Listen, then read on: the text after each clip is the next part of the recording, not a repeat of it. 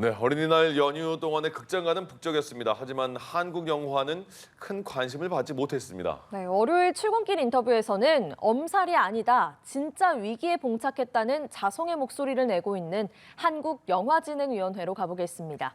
뉴스캐스터 연결합니다. 박서희 캐스터.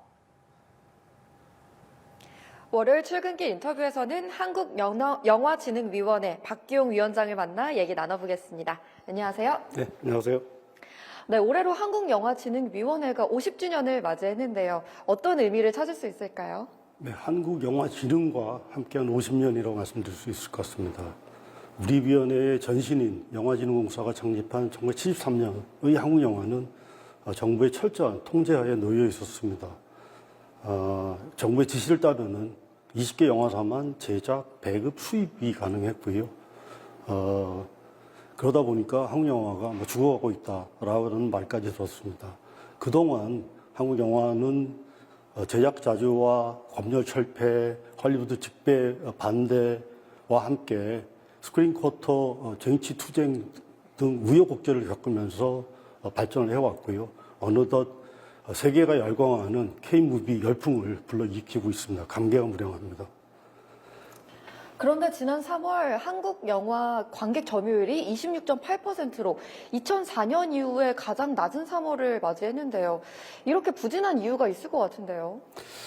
그 부진한 이유를 그동안 이제 팬데믹을 통해서 변화한 관객의 관람 문화의 환경 변화, 그리고 극장 요금 인상 등을 꼽고 있는데 크게 틀린 말은 아니라고 생각합니다. 하지만 그뿐만 아니라 근데 그 기간 중에도 일본 애니메이션 두 편은 각각 300만과 400만 이상의 관객을 동원하기도 했습니다.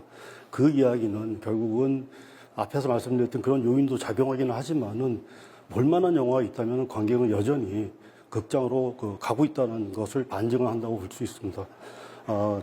결론적으로 말씀드리자면은 볼만한 한국 영화가 많지 않았던 탓이라고 분석할 수 있을 것 같습니다. 그렇다면 한국 영화의 현 주소를 현재 어떻게 진단할 수 있을까요?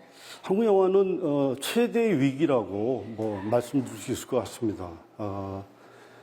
아직도 개봉하지 못한 영화가 100편 이상이 남아 있고요.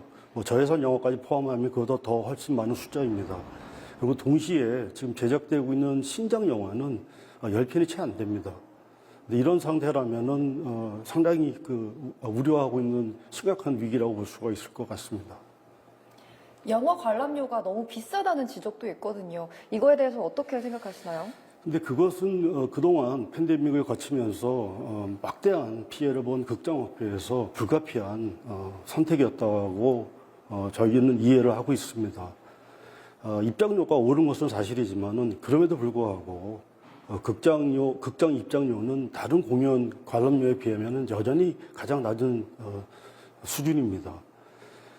극장 입장료에 대해서는 지금 극장 업계 관계자들이 계층별, 묘일별 또는 시간대별 할인 혜택을 지금 강구하고 있는 것으로 알고 있습니다. 조만간 어떤 조치가 있을 것이라고 기대하고 있습니다. 한국 영화 산업이 살아나야 될 것 같습니다. 어떤 대책들이 필요해 보입니까? 가장 중요한 것은 앞에서 말씀드렸던 것처럼 개봉하지 못하고 있는 영화들이 여전히 많이 있어서 그 영화들이 개봉할 수 있도록 해줘야 됩니다. 쉽게 말씀드리자면 동맥 경화가 걸려있는 상태인데 막힌 곳을 뚫어주고 선순환 구조가 회복될 수 있도록 만들어야 됩니다. 제작, 배급, 상영, 유통 그리고 다시 제작으로 이어지는 이 선순환 구조가 물 흐르듯이 잘 흐를 수 있도록 해야 한국 영화 생태계를 다시 건강하게 만들 수 있다고 봅니다. 개봉 촉진과 제작 촉진에 필요한 지원금을 조성을 위해서 정부 관계자와 그다음에 유관 산업 관계자들과 좀 면밀히 협의를 하고 있습니다. 아울러서 우리 위원회를 중심으로 영화 업계와 함께 한국 영화 산업 위기 극복을 위한 협의체 구성도 지금 추진하고 있습니다. 조만간 좋은 결과가 있을 것으로 기대합니다. 네, 오늘 좋은 말씀 고맙습니다. 네, 감사합니다.